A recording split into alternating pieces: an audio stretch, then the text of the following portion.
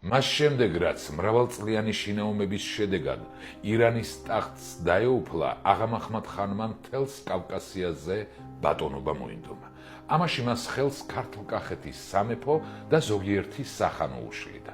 აღამაჰმად ხანმა 1795 წლის ივლისში 70,000-იანი არმია შეკრიბა და მათ დასაჯელად გამოემართა. ერეკლემ შეკრიბა ჯარი და ერევნისაკენ წავიდა, რათა მტრისაგან ერევნის აღებისათვის შეეშალა ხელი და დაეცვა ქვეყნის სამხრეთის საზღვრები.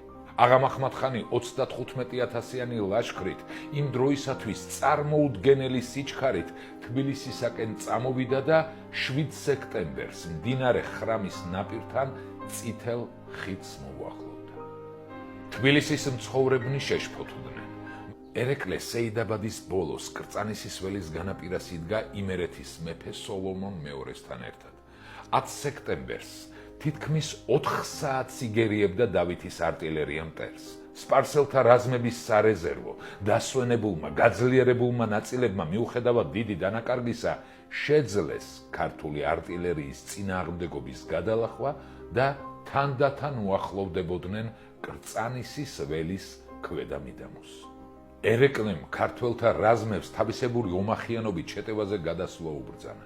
ამ დღეს ქართველებმა გმირულად დაამარცხეს მტერი. ამბობენ, აღამაჰმად ხანმა პირველი მისთვის მოულოდნელი და შემაშფოთებელი მარცხის შემდეგ უკან დაბრუნება გადაწყვიტა, მაგრამ საქართველოს მტრებმა, სხვადასხვა ჯურის ჯაშუშებმა ქართველთა ჯარის სიმცირეში დაარწმუნეს და უკან წასვლა გადააფიქრებინესო. 11 სექტემბერს დილის 7 საათიდან დაიწყეს სპარსელებმა თბილისზე შეტევა. სპარსულ ჯარში 32,000 მეომარზე მეტი ირიცხებოდა და 5-6 ჯერ აღემატებოდა ქართველთა ჯარს. ზარბაზნებით საკმაოდ ჰქონდა. ქართველთა ჯარს 11 სექტემბერს თავად ერეკლე სარდლობდა.